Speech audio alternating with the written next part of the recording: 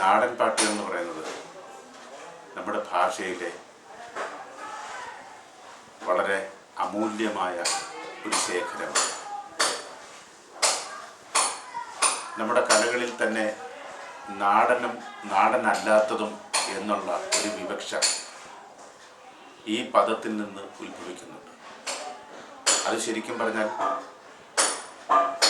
ശാസ്ത്രീയ കലകളും നാടൻ കലകളും എന്നുള്ള രണ്ട് വിഭാഗത്തിൽപ്പെടുത്തി പറഞ്ഞാൽ അതായിരിക്കും കുറെ കൂടി ശരി. ശാസ്ത്രീയ കലകൾ എന്ന് പറയുമ്പോൾ ആവശ്യത്തിന് വിശ്രമവേളകളും മറ്റുപാധികളും സൗകര്യങ്ങളും ഉള്ള ആൾക്കാർ നിലനിന്നിരുന്ന സമ്പ്രദായങ്ങളെ വളരെ കൃത്യമായി ആലോചിച്ച് പരിഷ്കരിച്ച് അതിന് നവസങ്കേതങ്ങളും മറ്റ് സൗകര്യങ്ങളും നൽകിയിട്ട് ഉണ്ടാക്കിയെടുത്ത കലയാണ് ശാസ്ത്രീയമായിട്ടുള്ള കലകൾ. അത് പാട്ടായാലും ദൃശ്യമായാലും മറ്റേത് തരത്തിലുള്ള ആവിഷ്കാരങ്ങളായാലും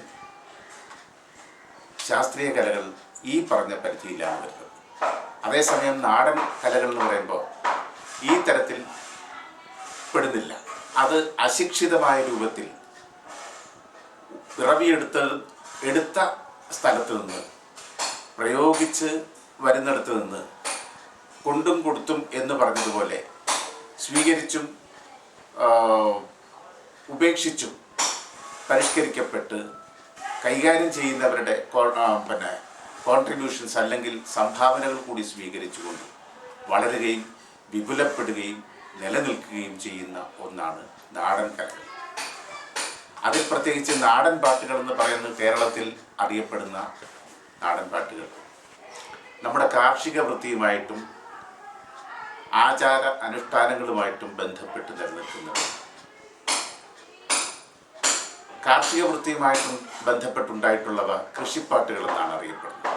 കൃഷിപ്പാട്ടുകളിൽ തന്നെ ചെറിയ ചെറിയ പാട്ടുകളും ചില പ്രത്യേക സന്ദർഭങ്ങളെ, ചില പ്രത്യേക കഥാപാത്രങ്ങളെ, ചില പ്രത്യേക വസ്തുതകളെ അവലംബിച്ചിട്ടുള്ള ചെറിയ ചെറിയ പാട്ടുകളും ഒപ്പം തന്നെ വീരന്മാർ, പരാക്രമികൾ, മരിച്ചുപോയ വിശുദ്ധന്മാരായിട്ടുള്ള ആൾക്കാർ തുടങ്ങിയവരെ സ്പർശിച്ചിട്ടുള്ള ദീർഘമായ പാട്ടുകളും ഈ തരത്തിൽ രണ്ട് വിധത്തിലുള്ള പാട്ടുകളും ഈ പറയുന്ന കാർഷിക ജീവിതവുമായിട്ട് ബന്ധപ്പെട്ട് സൃഷ്ടിക്കപ്പെട്ടിട്ടുണ്ട്.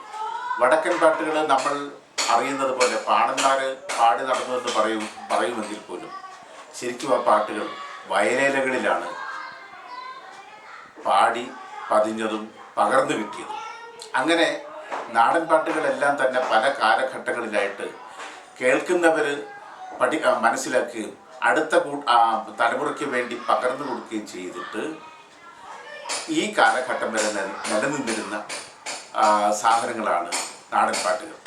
നമ്മുടെ നാടൻ പാട്ടുകളെ സംബന്ധിച്ച് പറയുമ്പോൾ അതിന് മറ്റൊരു വിധിവൈപരീത്യം ഉണ്ടായിട്ടുണ്ട്. സ്വാതന്ത്ര്യപൂർവ്വ കാലഘട്ടത്തിൽ നമ്മുടെ ജനതയ്ക്ക് നമ്മുടെ സമൂഹത്തിന് ലഭിച്ച പുതിയ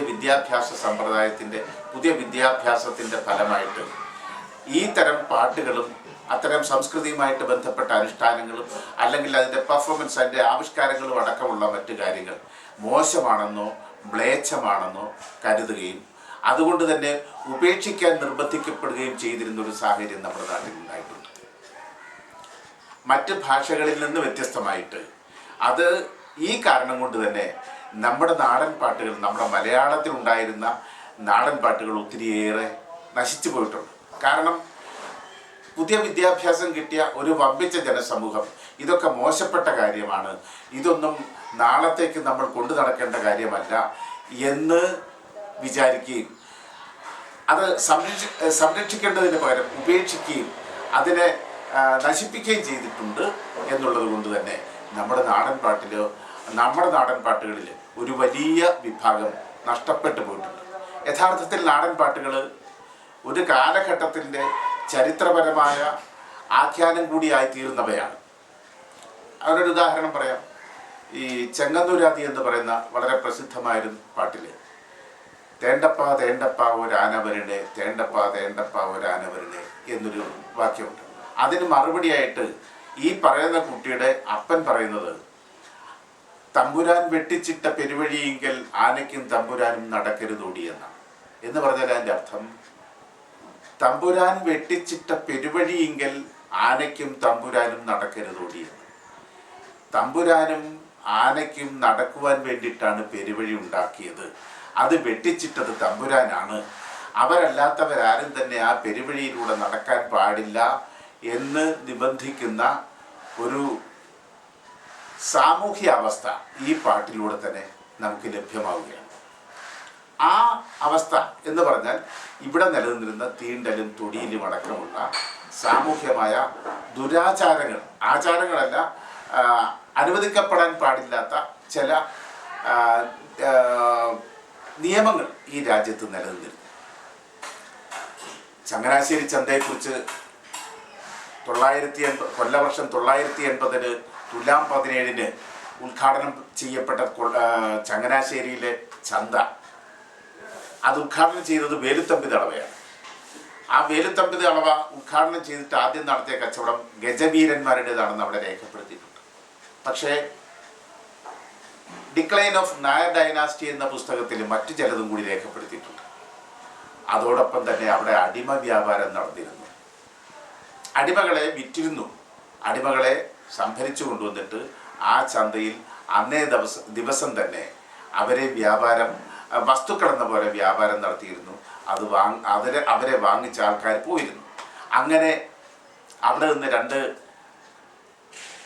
വെള്ളക്കാർ, ക്രിസ്ത്യൻ പാതിരിയും ഭാര്യയും 2 അടിമകളെ വാങ്ങിച്ചു പോകുന്നതായിട്ട് ആ പുസ്തകത്തിൽ രേഖപ്പെടുത്തിയിട്ടുണ്ട്.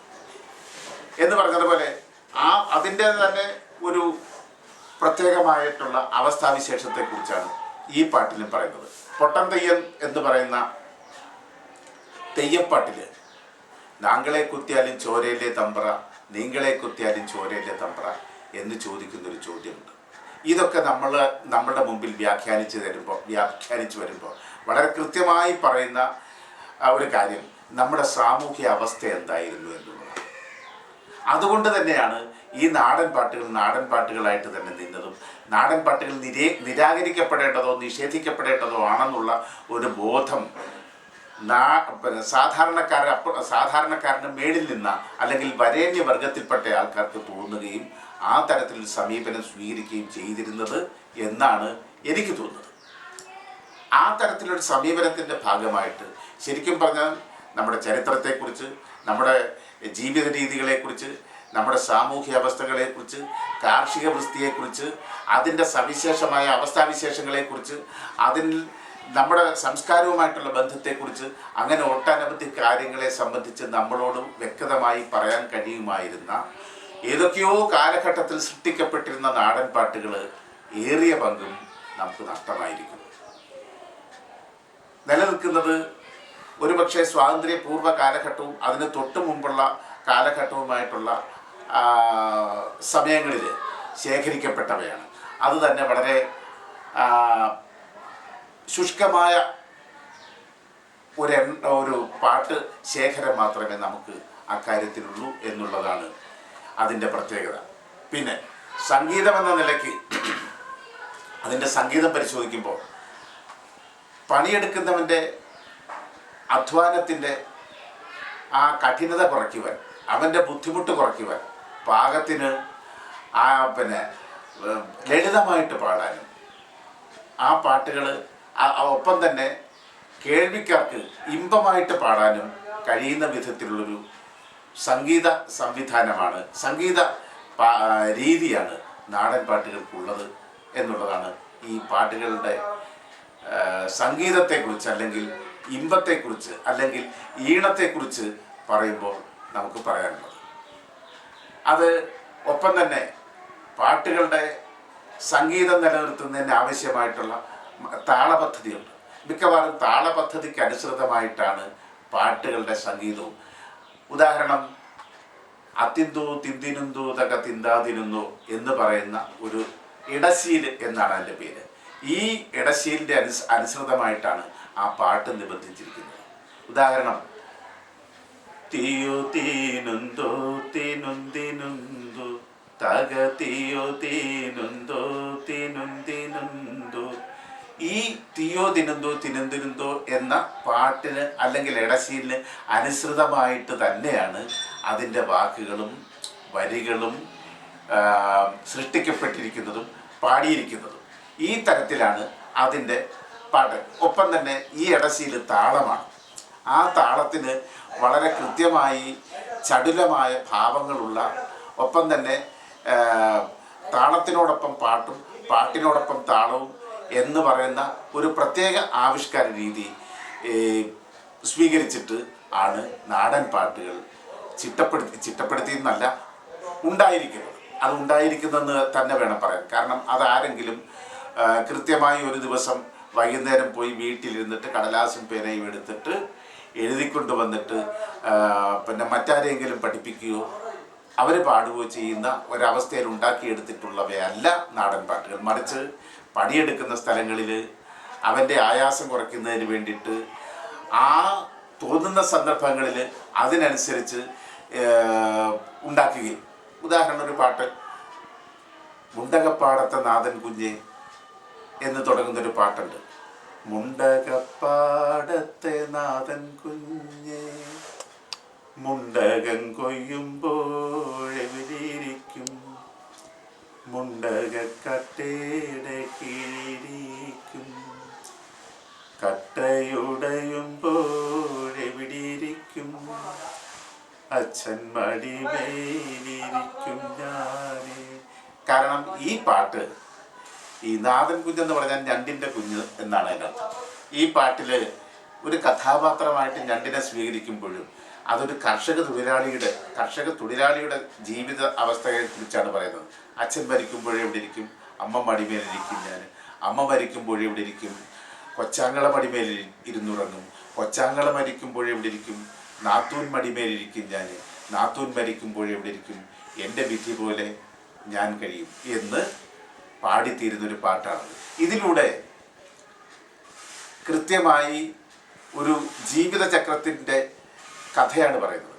ആ ഞണ്ടിൻ്റെ ജീവിതത്തിൽ ആരോപിക്കുന്നത് ഒരു കർഷക തൊഴിലാളിയുടെ നിസ്സഹായമായ ഒരവസ്ഥാവിശേഷമാണ്. കാരണം പ്രകൃതിയോടിണങ്ങി പ്രത്യേക സംരക്ഷണങ്ങളില്ലാതെ പ്രത്യേക ജീവന ഉപാധികളില്ലാണ്ട് ജീവിച്ചു പോരുന്ന ഈ കർഷക തൊഴിലാളി, അവൻ പ്രകൃതിയുടെ ദാനങ്ങളനുസരിച്ച് നല്ലതോ ചീത്തയോ ആയാൽ അതിനനുസരിച്ച് അതിനെ സ്വീകരിച്ച് ജീവിക്കുകയും സ്വാഭാവികമായ മരണത്തിലേക്ക് പോവുകയും ചെയ്യുന്ന ഒരു സ്ഥിതിവിശേഷം വളരെ കൃത്യമായി ഈ പാട്ടിലൂടെ നമ്മളോട് പറഞ്ഞു തരുന്നുണ്ട്.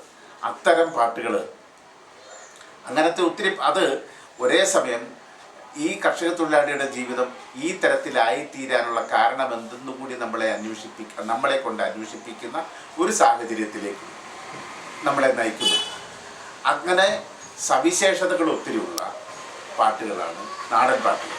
പിന്നെ കേരള ഭാഷാഗാനങ്ങൾ കൂടി നാടൻ പാട്ടുകളുടെ പരിഗണനയിൽ വരുന്നവയാണെന്ന് ഒരു വാദമുണ്ട്. അതിൽ തന്നെ തെയ്യങ്ങൾ, തിറ, ഇതുമായിട്ടൊക്കെ ബന്ധപ്പെട്ട പാട്ടുകളുണ്ട്.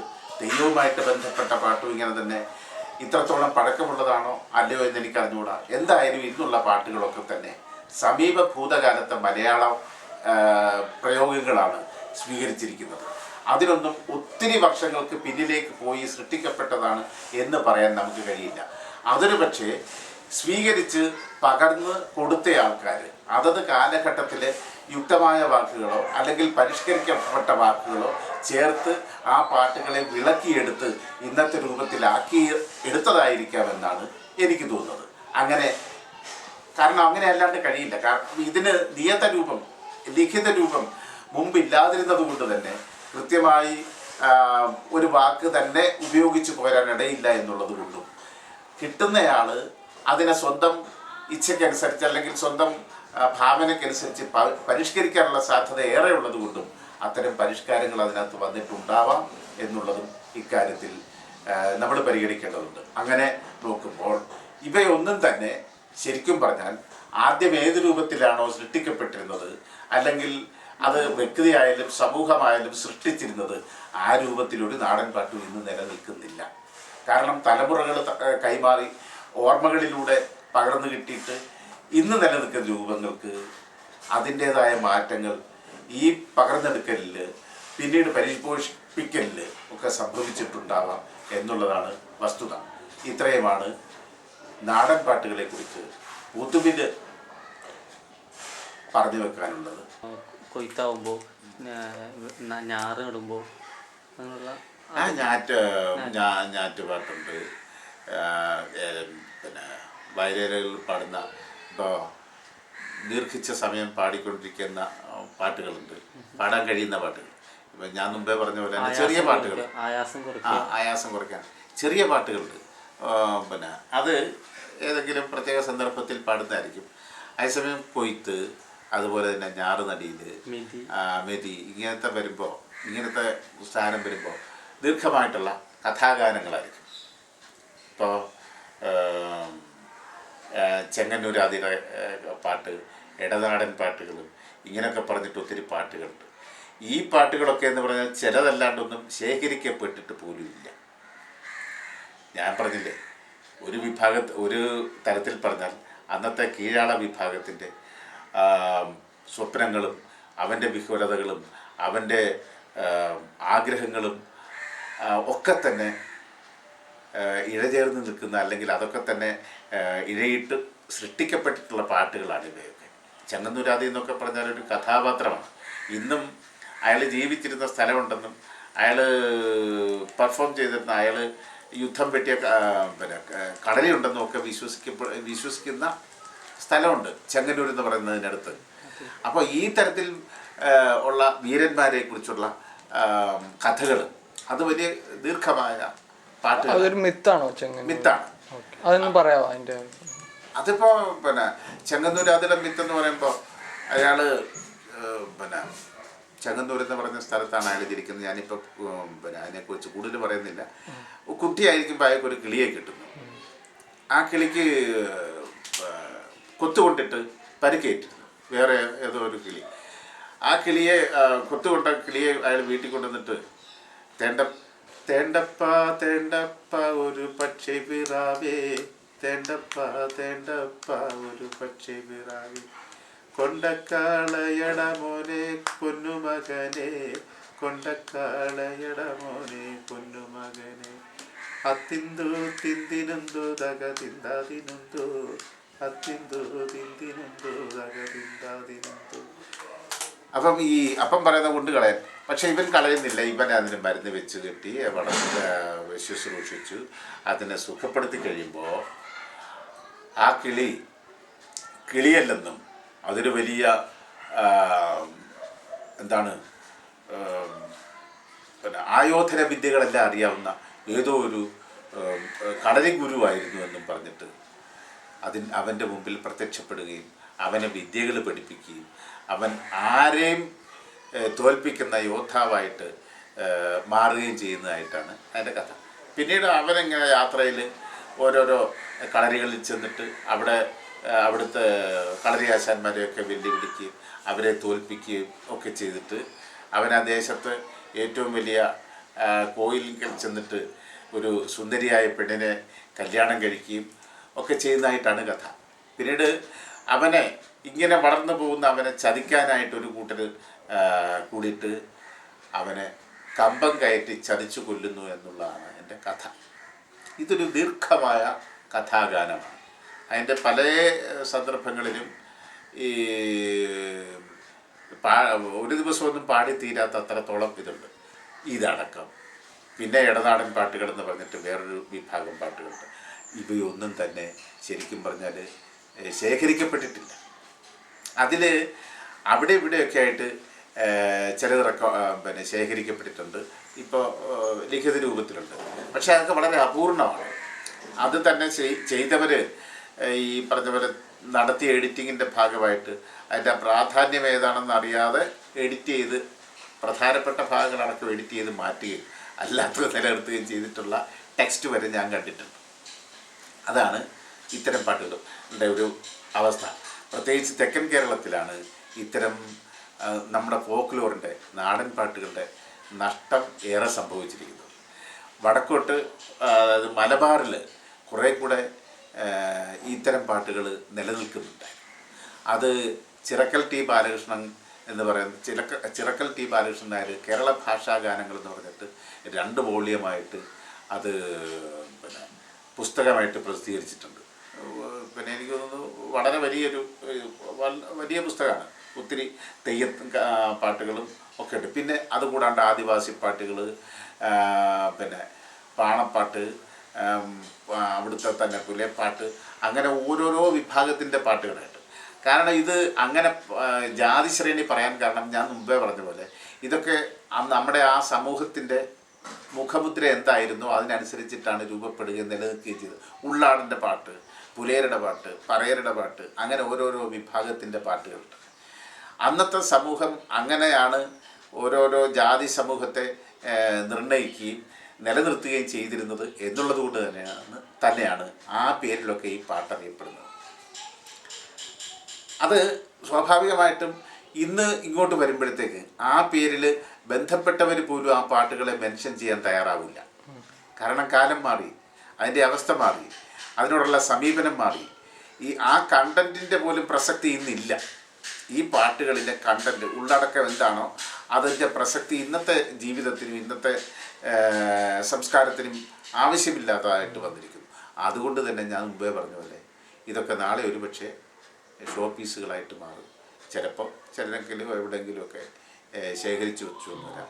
പക്ഷെ ഒരു കാര്യമുണ്ട്, DD കൊസാംബി അടക്കമുള്ളവർ നമ്മുടെ ചരിത്രം പിന്നിലേക്ക് പഠിക്കാനായിട്ട് ഓരോ കാലഘട്ടത്തിൽ ഓരോ സ്ഥലത്ത് നിലനിന്നിരുന്ന ഫോക്ക് കഥകൾ, ഗാനങ്ങൾ, കഥാഗാനങ്ങൾ എന്നുള്ളവയെ അടക്കം ഡിപ്പെൻഡ് ചെയ്തിട്ടുണ്ട്. കാരണം ഇപ്പോഴൊക്കെ അതിൻ്റെ എന്താണ് പറയുക,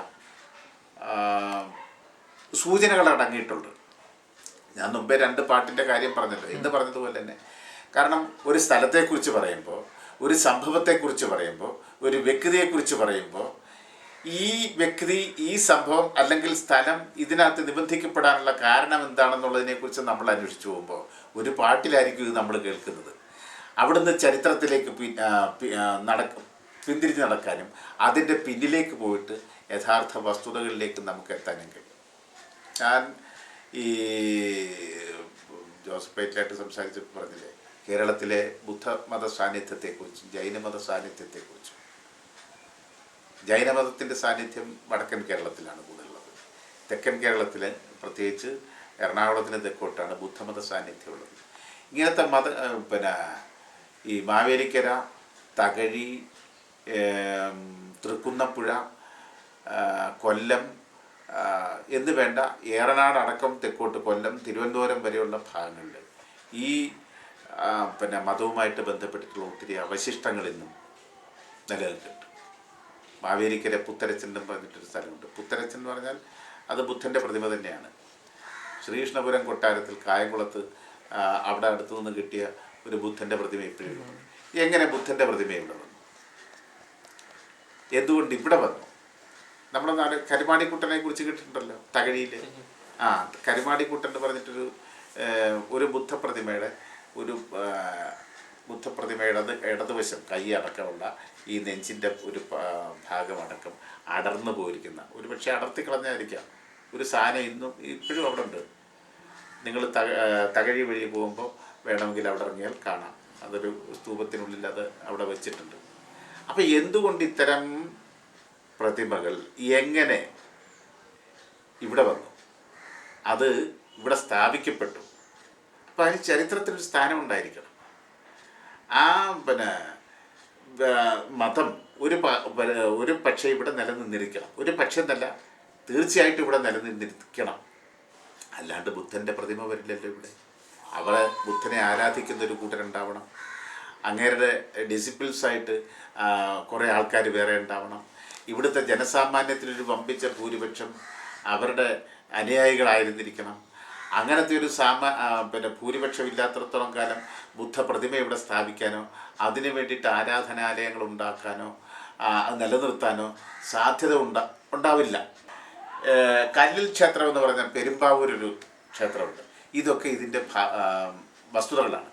കല്ലായതുകൊണ്ട് ഇതൊന്നും അലിഞ്ഞു പോയില്ല. അതുകൊണ്ട് ചരിത്രത്തിൻ്റെ അവശിഷ്ടങ്ങളായിട്ട് തെളിവുകളായിട്ട് ഇപ്പോൾ ബാക്കി നിൽക്കുന്നു. അത് നമ്മളോട് പഴയ കാലത്തെ നമ്മുടെ നാടിൻ്റെ ചരിത്രത്തിൻ്റെ ചില സവിശേഷമായ അവസ്ഥയെക്കുറിച്ച് പറഞ്ഞു തരുന്നുണ്ട് തീർച്ചയായിട്ടും. ഇനി നമ്മൾ വേണ്ടത് അതിനെക്കുറിച്ച് പഠിക്കുകയാണ്. എങ്ങനെ ഇതുണ്ടായിരുന്നു, എങ്ങനെ ഇതിവിടെ വന്നു എന്നുള്ളതിനെക്കുറിച്ച്. എന്ന് പറഞ്ഞ പോലെ ഇത്തരം കാര്യങ്ങളെക്കുറിച്ചടക്കം ഒരു പക്ഷേ നമ്മുടെ പഴയ പാട്ടുകൾ, പഴയ പിന്നെ വീരചരിതങ്ങൾ തന്നെ ആയിട്ടുള്ള പാട്ടുകൾ, വീരന്മാരുടെ പാട്ടുകൾ, ഇതൊക്കെ നമ്മൾ കൃത്യമായിട്ട് ആഴത്തിൽ പഠിച്ച് പിന്നോട്ട് പോവുകയാണെങ്കിൽ നമ്മുടെ ചരിത്രത്തെക്കുറിച്ച് പുതിയ ഉൾക്കാഴ്ചകൾ, പുതിയ അറിവുകൾ നമുക്ക് ലഭിക്കാനും ഇടയുണ്ട്. സാറേ, ഈ നാടൻ പാട്ടിൻ്റെ ഒരു താള പദ്ധതിനെ കുറിച്ചൊന്നും അത് ഞാൻ മുമ്പേ പറഞ്ഞല്ലോ. ഇല്ല, ഈ സാധാരണ മലയാളം പാട്ടിൻ്റെ വ്യത്യസ്തമായ മലയാളം പാട്ടിൻ്റെ എന്ന് വെച്ചാൽ സാധാരണ മലയാളം പാട്ടിന് നമുക്ക് 2 പദ്ധതിയാണുള്ളത്. ഒന്ന് കർണാടക സംഗീതം, അതാണ് നമ്മൾ ശാസ്ത്രീയ സംഗീതം എന്ന് പറയുന്നത്. ശാസ്ത്രീയ സംഗീതം എന്ന് പറയുന്നതിന് വിവിധ ക്രമങ്ങളിൽ ചിട്ടപ്പെടുത്തിയ താളങ്ങളുണ്ട്. ഇപ്പോൾ ആദിതാളം, ത്രിപുടതാളം എന്നൊക്കെ പറഞ്ഞിട്ട് പല താളങ്ങളുണ്ട്.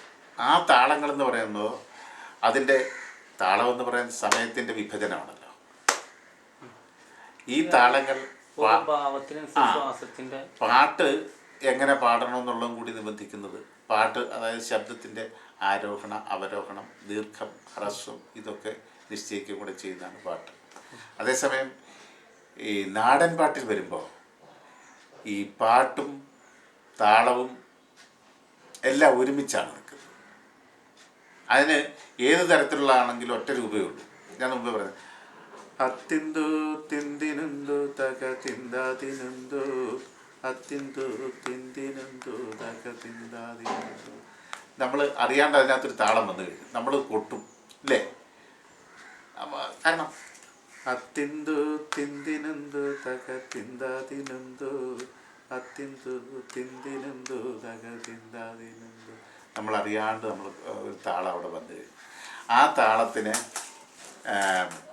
താളമാണ്, അതിൻ്റെ സംഗീതമാണ്, ഒക്കെ കൂടെ ചേർന്നൊരു രൂപമാണ്. തീയോ തീനുന്തോ തീനുന്തിനുന്തോ തക തീയോ തീനുന്തോ തീനുന്തിനുന്തോ. ഇതും ഈ പറഞ്ഞ പോലെ. ഇതിനൊക്കെ പറഞ്ഞാൽ ഒരു പക്ഷേ നമ്മൾ കർണാടക സംഗീതത്തിൻ്റെ താളപദ്ധതിയെക്കുറിച്ച് പറഞ്ഞ പോലെ ഇതിനെയൊക്കെ വിശകലനം ചെയ്താൽ അത് അവിടെ എവിടെയെങ്കിലുമൊക്കെ പ്രൊവൈഡ് ചെയ്യാൻ കഴിയും. ഏത് ശാസ്ത്രീയമായിട്ടുള്ള താളപദ്ധതിയുടെ കളികളിൽ എവിടെയെങ്കിലും ഇതിനെയൊക്കെ പ്രൊവൈഡ് ചെയ്യാൻ പറ്റും. പക്ഷേ ഇതൊന്നും ഉണ്ടാക്കിയതും ഇങ്ങനത്തെ ഏതെങ്കിലും കളികളിൽ ഉറപ്പിക്കാൻ വേണ്ടിയല്ല. അത് അവൻ്റെ പ്രവൃത്തിയിൽ അല്ലെങ്കിൽ പണിയിടത്തിൽ അവൻ്റെ താളം ഇതാണ് നടപ്പിൻ്റെയോ ഇരിപ്പിൻ്റെയോ അല്ലെങ്കിൽ ചെയ്യുന്ന പ്രവൃത്തിയുടെ പ്രത്യേക താളങ്ങൾ, പ്രത്യേക സമയക്രമങ്ങളുമായിട്ട് ബന്ധപ്പെട്ടിട്ടായിരിക്കാം അത് ഉരുത്തിരിഞ്ഞത്. അപ്പോൾ നാടൻ പാട്ടിൻ്റെ താളവും പാട്ടും എന്ന് പറയുന്നത് ഒന്നാണ്.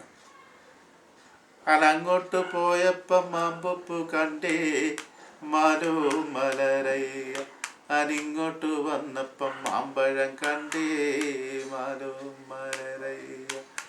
ഇത് പിന്നെ ആ മാലവും മലരയ്യ എന്നുള്ളത് പാട്ടുമാണ്, താളവുമാണ്. ഇപ്പുറത്തെ ആ ലിറിക്കിനുള്ള താളവുമാണ്. അത് താളമാണ്, ഇപ്പുറത്തത് ലിറിക്കാണ്. ഇത് രണ്ടും ഒരുമിച്ചാണ് നിൽക്കുന്നത്, വ്യത്യസ്തമല്ല എന്നാണ് ഈ പറഞ്ഞതിൻ്റെ അർത്ഥം. അടർത്തി മാറ്റാവുന്ന വിധത്തിലുള്ളൊരു സാധനമല്ല. അത് ശാസ്ത്രീയ സംഗീതത്തിനും അങ്ങനെയാണ്, അടർത്തി മാറ്റാൻ പറ്റില്ല. പക്ഷേ ഇതിൽ നിന്ന് വ്യത്യസ്തമായിട്ട് വളരെ കൃത്യമായി സമയഖണ്ഡങ്ങൾ മുറിച്ചിട്ട് ശബ്ദത്തിനോടൊപ്പം സന്നിവേശിപ്പിച്ചിരിക്കുന്നതാണ് ഇവിടെ അതല്ല. ഇവിടെ അതേ പ്രോസസ്സ് തന്നെയാണെങ്കിലും അത്തരത്തിലൊരു നിബന്ധനകളൊന്നും ഇല്ലാണ്ട് പ്രവൃത്തിയുടെ അല്ലെങ്കിൽ ജീവിതവുമായി അത്ര ഒട്ടിച്ചേർന്ന് അവൻ്റെ പ്രവൃത്തിയുടെ താളവുമായിട്ട് ബന്ധപ്പെട്ടിട്ട് നിബന്ധിച്ചിട്ടുള്ളതാണ് ഇവിടുത്തെ താളം. അതാണ് അതിനകത്തെ ലാളിത്യം. അത് ഇന്നും ചോരാതെ അല്ലേ? അത് ഇന്നും ചോരാതെ ഉള്ളതിലൊക്കെ നിലനിൽക്കുന്നത് മാത്രമേ പറയാൻ കഴിയുള്ളൂ. കാരണം എല്ലാം ഒന്നുമില്ല. ബാക്കി നിൽക്കുന്നതിലൊക്കെ നിലനിൽക്കുന്നു എന്ന് മാത്രമേ നമുക്കിപ്പോൾ പറയാൻ കഴിയൂ. അതിനുപയോഗിച്ചിരുന്ന ഇൻസ്ട്രുമെന്റ്സ് ശരിക്കും പറയാം, നാടൻ പാട്ട് ഒറിജിനലി പാടിയിരുന്നിടത്തെങ്ങും ആരും ഒരു ഇൻസ്ട്രുമെന്റ്സ് ഉപയോഗിച്ചിട്ടില്ല. പിന്നെ കരുവും മരവും തുടിയും പറയും എന്നൊക്കെ ചില സാധനങ്ങൾ ഈ ചാവുതുള്ളലും മറ്റുമൊക്കെ ആയിട്ടുള്ള ചില അനുഷ്ഠാനം, അത് മന്ത്രവാദം ഒക്കെ ആയിട്ട് ബന്ധപ്പെട്ടിട്ടുള്ള കാര്യങ്ങളാണ്. അതുമായിട്ട് ബന്ധപ്പെട്ടിട്ടുള്ള പിന്നെ ഉള്ള ചടങ്ങുകളിൽ പാടും ഉപയോഗിച്ചിരുന്നു. ഇപ്പം അമാളിങ്ങാടുത്തോ എന്നെ മളിങ്ങാടുത്തോ മന്ത്രവാദത്തിനെ പോയി മാറട്ടു. ഇത് ചാവുതുള്ളൽ എന്നാണ് പറയുന്നത്. അതിന് കൊട്ടുണ്ട്, തപ്പ് കൊട്ടും, ഈ പറയുന്ന കരുവും മരവും ഒക്കെ ഉപയോഗിച്ചിട്ടുണ്ട്. ഇന്ന് ഈ സാധനം കണ്ടിട്ടുള്ള ആൾക്കാർ പോലും ഞാൻ ഈ പറഞ്ഞ വാദ്യോപകരണങ്ങൾ കണ്ടിട്ടുള്ള ആൾക്കാർ പോലും ഇല്ല. അതിന് പക്ഷേ അന്ന് ആരും സ്ട്രിങ് മ്യൂസിക് ഉപയോഗിക്കില്ല, ഒൺലി റിഥംസ്. കാരണം മറ്റതൊക്കെ ശബ്ദമാണ്. പാട്ടിൻ്റെ സൗകുമാര്യമോ അല്ലെങ്കിൽ സൗകുമാര്യം ഇല്ലായ്മയോ ഒക്കെ നിശ്ചയിക്കുന്നത് ശബ്ദമാണ്. അതിന് താളം മാത്രമേ ഉള്ളൂ, അത് മാത്രമേ ആവശ്യമുള്ളൂ അന്നത്തെ കാലത്ത്. അല്ലാണ്ട് സ്ട്രിങ് മ്യൂസിക്കോ അല്ലെങ്കിൽ മറ്റ് എന്താണ് പറയുക ഹാർമോണിയം പോലത്തെ സാധനമോ ഹാർമോണിക്കയോ ഒന്നും അതിന് ഉപയോഗിക്കാറില്ലായിരുന്നു. ഈ നാടൻ പാട്ടിനനുസരിച്ച് തന്നെ അതിന് ഡാൻസും ഉണ്ടോ? അതിന് നൃത്തം? ഡാൻസ് എന്ന് പറയുന്നത് എനിക്ക് പരിചയമുള്ളിടത്തോളം കാലം ഇപ്പം ഈ മുടിയേറ്റ് എന്ന് പറയുന്നൊരു സാധനമുണ്ട്. മുടിയാട്ടം. ഇപ്പോൾ അന്നൊക്കെ പണ്ടത്തെ കാലത്ത് ഈ ഒരു സാധനമായിരുന്നു ഈ മുടിയാട്ടം എന്ന് പറഞ്ഞിട്ട്. ഈ സ്ത്രീകൾ മുടി അഴിച്ചിട്ടിങ്ങനെ നിന്ന് ആടുക, അത് കുനിഞ്ഞ് നിന്നിട്ടിങ്ങനെ ഈ തല കൊണ്ടിങ്ങനെ ആടുന്നതാണ് മുടിയാട്ടം എന്ന് പറയുന്നത്. അപ്പോൾ അതിന് പാട്ടുമൊക്കെ ഉണ്ട്. ഈ മുടിയാട്ടത്തിന് പാട്ടുണ്ട്. അതിൻ്റെ പാട്ടിൻ്റെ ആ റിഥം ഇങ്ങനെ ചടുലമായിട്ട് വരുമ്പോൾ, അതിൻ്റെ ആ താളം ഇങ്ങനെ ചടുലമായിട്ട് വരുമ്പോൾ ഈ ആരും പാടിപ്പോകുന്ന വിധത്തിലുള്ളൊരു പാട്ടാണത്. അങ്ങനെയും സംഭവിച്ചിട്ടുണ്ട്. പിന്നെ അതിൻ്റെ സ്റ്റെപ്പ് എന്നൊക്കെ പറഞ്ഞാൽ ഇന്നത് ചെയ്യുന്ന ആൾക്കാരും അറിയാവുന്ന ആൾക്കാരും ഒന്നുമില്ല. ഞാൻ കണ്ടിട്ടുണ്ട്. അതാണ് അതിൻ്റെ നൃത്തങ്ങൾ. പിന്നെ നൃത്തം എന്ന് പറയുമ്പോൾ അല്ലാണ്ട് നാടൻ പാട്ടുമായിട്ട് ബന്ധപ്പെട്ടിട്ടുള്ള നൃത്തങ്ങളില്ല. ഈ സാധാരണ നൃത്തത്തിന് വേണ്ടിയിട്ടുള്ള പാട്ട് നമ്മുടെ തെക്കൻ കേരളത്തിലെ നാടൻ പാട്ടുകളിലില്ല, ഈ മുടിയാട്ടമല്ലാതെ. വിളവെടുപ്പിനോട് അനുബന്ധിച്ചാണ് മുടിയാട്ടം. വിളവെടുപ്പിനോടനുബന്ധിച്ച് അതൊക്കെ ഏകദേശം അങ്ങനെ തന്നെ ആയിരിക്കും. അല്ല, ഇപ്പൊ എല്ലാ ഇമോഷനും പറ്റിയ നാടൻ പാട്ടുകളുണ്ടോ? സന്തോഷത്തിന്, സങ്കടത്തിന് അതൊക്കെ ഉണ്ടാവും. അതിന്റെ ഓരോ അങ്ങനത്തെ ഒരു എക്സാമ്പിൾ എല്ലാം അതൊന്നും റെഫർ ചെയ്യാണ്ട് പറ്റില്ല. തന്നെയല്ല ഇപ്പൊ ഈ ഒറ്റയടിക്ക് ഇരുന്ന് ഇത്രയും കഴിയില്ല. ഇപ്പൊ ഉദാഹരണം പറയാം. തെക്ക് തെക്ക് തേച്ചെന്നൊരു പെണ്ണു കണ്ടേ തൈ അത്തിനന്തം തൈത്തിനന്താരേ തൈ. തെക്ക് തെക്ക് തേച്ചെന്നൊരു പെണ്ണു കണ്ടേ അത്തിനന്തം തൈത്തിനന്താരേ തൈ. ആ പാട്ടിൻ്റെ ബാക്കി എന്ന് പറഞ്ഞാൽ പെണ്ണിനെ ഇങ്ങനെ വർണ്ണിക്കുക. പെണ്ണിൻ്റെ കണ്ണു കണ്ടാൽ തൈ കണ്ണാടി മിന്നൽ പോലെ തൈ അത്തിനന്തം തൈത്തിനന്താരേ തൈ. അപ്പം അങ്ങനെ പെണ്ണിൻ്റെ മുടി പിന്നെ അങ്ങനെ മുഴുവൻ ആപാദചൂടം വർണ്ണിക്കുന്നൊരു പാട്ടാണത്. അങ്ങനെ പാട്ടുകൾക്ക് സങ്കടമുണ്ട്, സന്തോഷമുണ്ട്, വീരമുണ്ട്, രൗദ്രമുണ്ട്, എല്ലാ ഭാവങ്ങളും പ്രകടിപ്പിക്കുന്ന പാട്ടുകൾ നാടൻ പാട്ടുകളുടെ കൂട്ടത്തിലുണ്ട്. അത്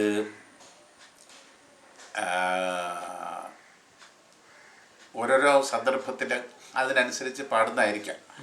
അതല്ലാണ്ട് നമുക്ക് അതിനെക്കുറിച്ച് കൃത്യമായിട്ട് പറയാൻ കഴിയില്ല. പക്ഷേ most of them are used in field. വയലേലകളിലാണ് ഇതിൽ ഈ അനുഷ്ഠാനവുമായിട്ട് ബന്ധപ്പെട്ട പാട്ടുകൾ ഒഴികെ ഉള്ളതെല്ലാം തന്നെ പണിയിടങ്ങളിലാണ്. വയലേലകളിൽ നിന്നല്ല, പണിയിടങ്ങളിലാണ് ഉപയോഗിച്ചിരിക്കുന്നത്. അന്നത്തെ പണിയിടം എന്ന് പറഞ്ഞാൽ കൃഷി പാടങ്ങളാണ്.